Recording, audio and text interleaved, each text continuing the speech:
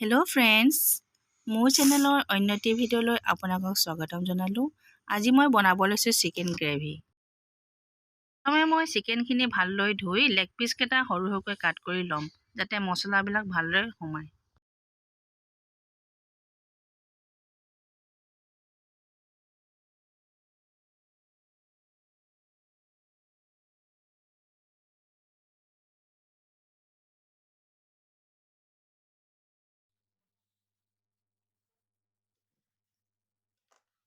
মই চিকেনখিনিত 1 চামুচ জিৰা গুড়ি, 1 চামুচ ধনিয়া গুড়ি আৰু কাশ্মীৰী ৰেড চিলি পাউডাৰ 1 চামুচ দি ল'ম।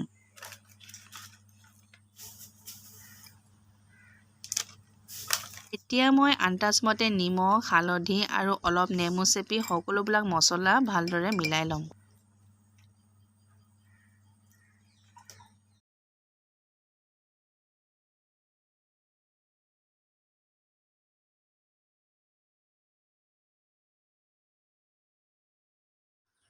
মই নিমখ, হালধি, জিৰা, ধনিয়া আৰু কাশ্মীৰী ৰেড চিলি পাউডাৰ একেবাৰে দি লৈছোঁ।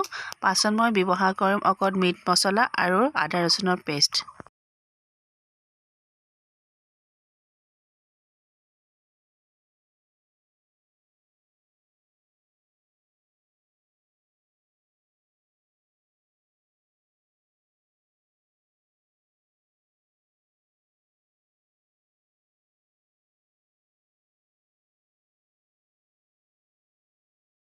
সকলোবিলাক মছলা ভালদৰে লগোৱাৰ পিছত মই 1 ঘণ্টাৰ কাৰণে ৰেষ্ট হ'বলৈ দিম।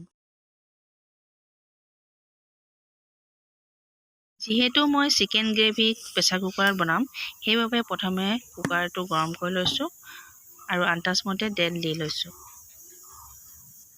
এতিয়া মই শুকান মছলাৰ ভিতৰত দিছোঁ 2টা ইলাচি, 2ডোখৰ ডালচেনি, 1টা লং, তেজপাত 2খন আৰু কাটি লোৱা পিঁয়াজখিনি মই দি ভালদৰে ৰঙচুৱাকৈ ভাজি ল'ম।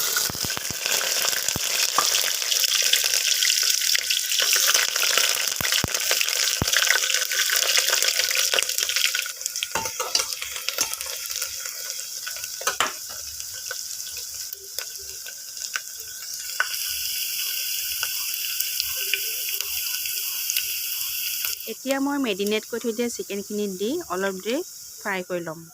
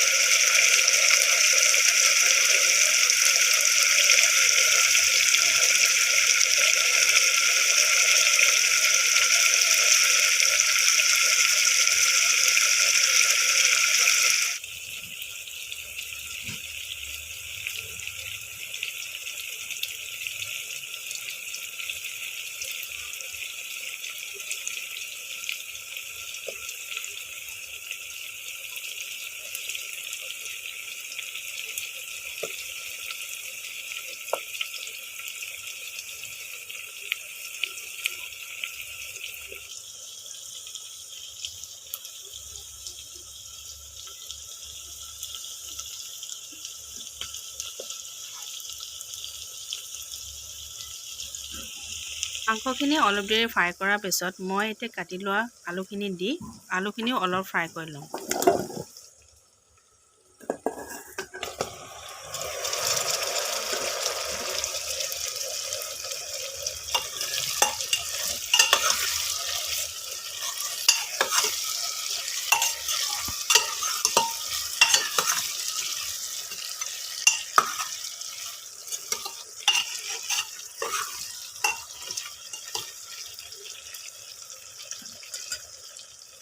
এতিয়া ঢাকনিখন লগাই অলপ দেৰি ফ্ৰাই হ'বলৈ দিম।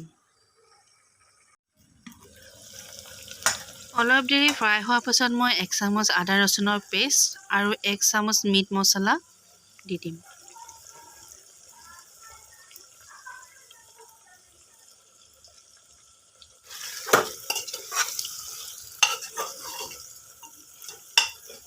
এতিয়া মই মাংসখিনিত পানী দিছোঁ।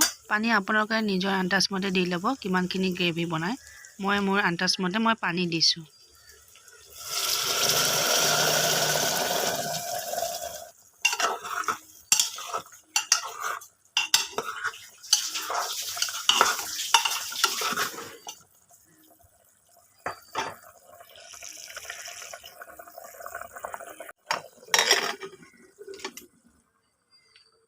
এতিয়া মই 5-6টা চিটি মাৰি ল'ম।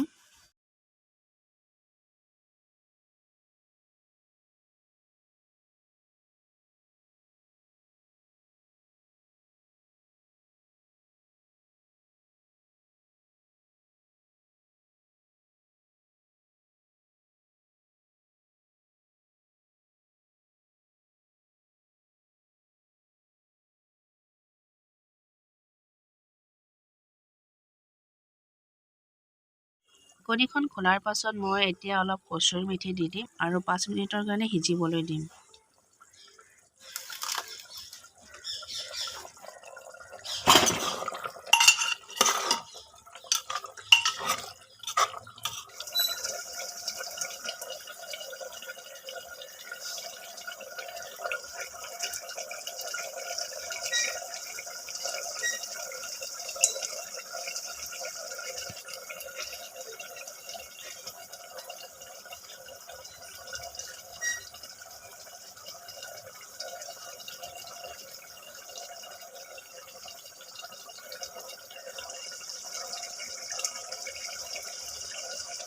এয়া আমাৰ চিকেন গ্ৰেভি হৈ গ'ল।